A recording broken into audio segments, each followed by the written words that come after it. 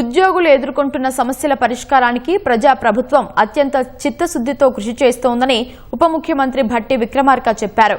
ప్రజాభవన్లో వివిధ ఉద్యోగ సంఘాల నాయకులతో సుదీర్ఘంగా సమావేశమైన ఆయన ఉద్యోగుల విన్నపాలను సావధానంగా విన్నారు. వారి సమస్యలపై సానుకూల హామీ ఇచ్చారు.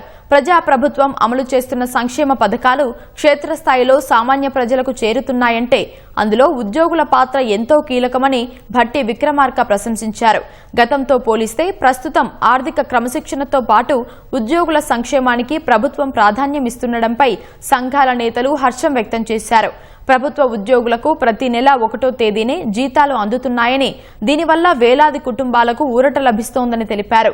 రిటైర్డ్ ఉద్యోగుల పెండింగ్ బెనిఫిట్స్ చెల్లించేందుకు ప్రభుత్వం ప్రతి నెల 1000 కోట్లు కేటాయించడాన్ని స్వాగతించారు.